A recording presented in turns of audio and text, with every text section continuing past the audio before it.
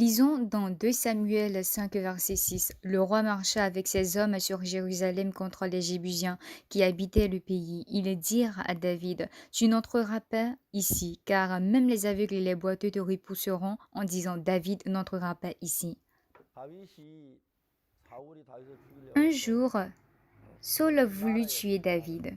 그래서 Donc David était 길갈에 allé 가서 dans le 원래 camp des 그 Philistins 전쟁터를 pour se 다 하는데 réfugier. Ainsi, il vivait 그러다 précisément à 전쟁터에 Tsiglag. 갔다 오니까 Et un jour, de retour de la guerre, les bandits d'Amalek étaient 와서 venus et ils ont 자기 mis à 사는 feu la ville 신랑을 de 전부 다 Siglag. 죽이시려고 Ils ont 그렇게 capturé tous les 밤새 femmes et les enfants. 아이들, 여자들 다 Quand 잡아갔어요. David et ses hommes s'approchaient de la 그래서 ville 이제 de 시그라에 가까이 Siglag, 올 때 voyant 연기가 que 나는 걸 보고 toute la ville avait été 가까이 incendiée, 와 보니까 시글락이 et plus 재정리가 됐고 ils étaient allés de 그림도 près, 좀 오르고 있었습니다. plus 아이들도 ils 아주 voyaient que 아이들 Siglag était complètement brûlé. 아직도 그 사람들 On y voyait de la 울면서 fumée 있습니다.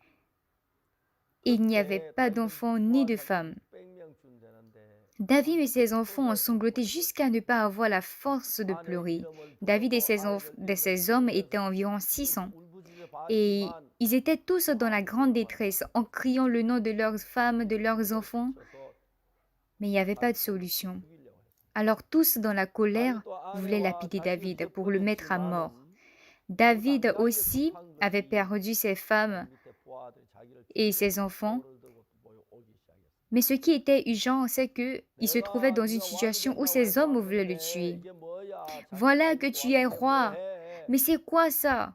다윗이 Le roi 너무 David nous est 당황하니까 inutile. 지금까지 울고 있다. 울 겨를도 없는 Et 상태. David avait des 하나님께 묻고 ennuis. 기도했습니다. Il 하나님, était faible. 내 이 Il s'est 사람을 따라가는 agenouillé 육신의 devant Dieu et a 군대가 dit, Seigneur, 하나님 말씀하십니다. pourrais-je rattraper 정령 ces 미치고 troupes? 정령 도로 찾으리라.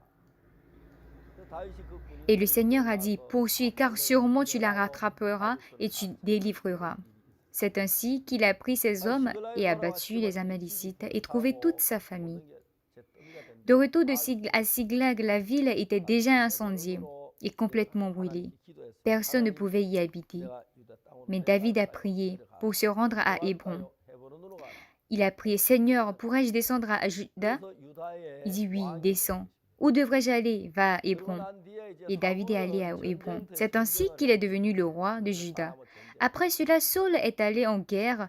근데 Il est allé en 마지막에 guerre contre les Philistins. 사울은 자기가 Saul au dernier 전쟁을 moment, 하면서 Saül au 모든 dernier 자는 moment, 힘 있는 자나 용맹 있는 il a 자들을 rassemblé tous 전부 les hommes qui sont 죽였고 vaillants et braves 근데 어떻게 된 et 영문인지 les a mis 모르지만 sous lui. 성경에서 마지막 사울이 죽는 그 장면을 Mais je 보면 ne sais pas comment est-ce que c'est passé, 사울 곁에는 mais 군인도 quand on 하나도 voit à la 없고 fin, 장군도 하나도 없었습니다.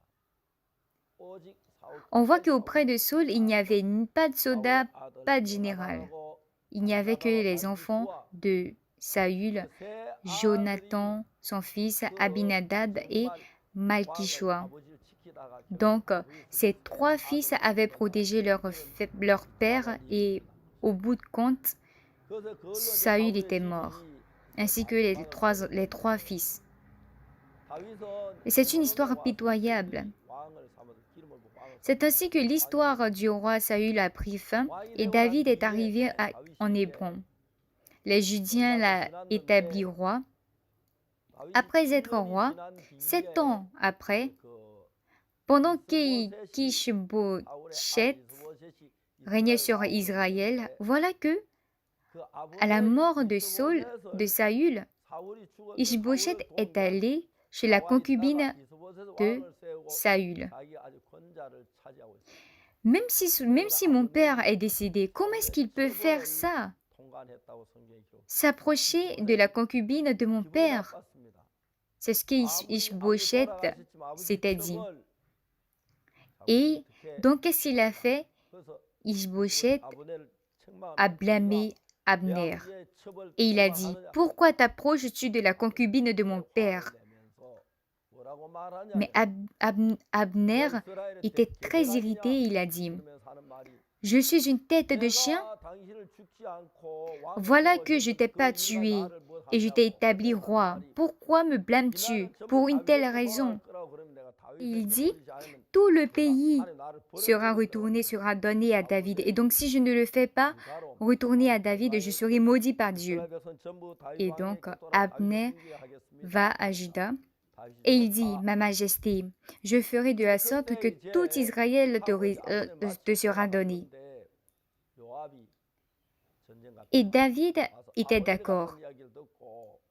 Voilà qu'Abner repart, mais Joab l'arrête. Parce qu'en fait, il s'est rappelé que Abner avait tué le petit frère de Joab, qui s'appelle Asaël. Et pour cela, ça l'a irrité, il a tué Abner. Après la mort d'Abner, le pays d'Israël est complètement ruiné. Ishbosheth, écoutant qu'Abner est mort, reçoit un choc. Et un jour, parce qu'Abner n'y est plus, Ishbosheth fut assassiné. Et depuis ce moment, tout le monde, à commencer par Israël, se sont approchés de David pour lui demander à ce qu'il devienne leur roi. Au début, David était le roi d'Hébron uniquement, mais il est devenu le roi de tout Israël. Nous avons lu dans 2 Samuel 5. Dès que Saül est devenu roi, au chapitre 5, David était âgé de 30 ans lorsqu'il devient roi, et il régna 40 ans. Il régna 7 ans et 6 mois sur Juda à Hébron, et 33 ans sur tout Israël et Juda à Jérusalem. Ainsi, il monte à Jérusalem. Et parce que Dieu a choisi ce lieu afin de construire son temple, il est monté à Jérusalem. Mais depuis que le peuple d'Israël soit revenu d'Égypte, il n'avait pas de temple de Dieu. Et le peuple de Jérusalem vivait à cet endroit. Jérusalem est entourée de montagnes. Et puis, autour de la montagne, tout est élevé. Donc, personne ne voulait combattre Jérusalem. Voilà que David voulait aller à l'attaque de Jérusalem, mais les Jébusiens ont dit, « Tu n'entreras pas ici, car les aveugles et les boiteux même t'empêcheront d'entrer. Et eux, ils peuvent te battre. » Mais on peut voir vers la fin que David a pu finalement combattre et entrer dans la ville de Jérusalem. Et donc Jérusalem est dit forteresse de Sion, soit la ville de David ou la ville de Jérusalem. Et donc cette ville était au bout de cette montagne. Alors la raison pour laquelle David a attaqué Jérusalem, c'est que Dieu voulait bâtir son temple une fois que le peuple d'Israël soit entré dans le pays de Canaan. Mais personne n'avait pensé à la construire. Mais après que David soit roi, Dieu a dit, dans Acte 13, verset 22, « J'ai trouvé David, fils d'Isaïe, un homme selon mon cœur. » Ainsi, David, il connaissait le cœur de Dieu. Après être établi roi, qu'est-ce qu'il a fait? Il a attaqué la ville de Jérusalem. Et on peut voir qu'il voulait y créer le temple de Dieu. Alors, quand on regarde dans 2 Samuel, verset 1, lorsqu'il fut installé dans son palais et que l'Éternel lui eut donné du repos en les délivrant de tous les ennemis qui l'entouraient, le roi dit au prophète Nathan, « Vois donc, j'habite dans une maison en cèdre, tandis que l'arche de Dieu est installée au milieu d'une tente. » Et donc, il dit, « Moi, je suis dans une maison en cèdre, mais est-ce que le temple devrait être installé sous une tente? »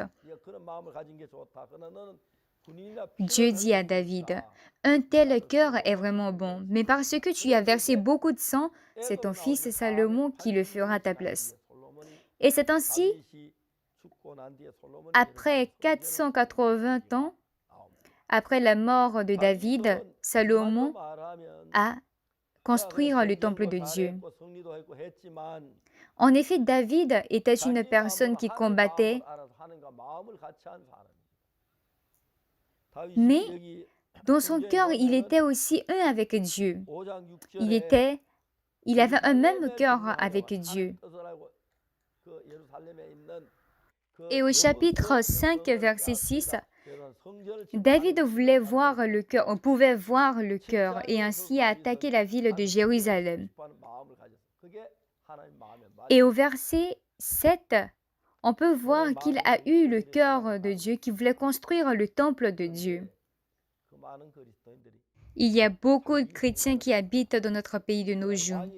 Mais toutes ces personnes qui vivent en suivant leurs propres pensées, dans notre cas, tous les rois après David vivaient selon leur propre chair, selon leurs propres pensées. Ils étaient conduits par leurs propres désirs. Mais David était différent. C'est pour cela que dans Acte 3, verset 22, j'ai trouvé David, fils d'Isaïe, un homme selon mon cœur.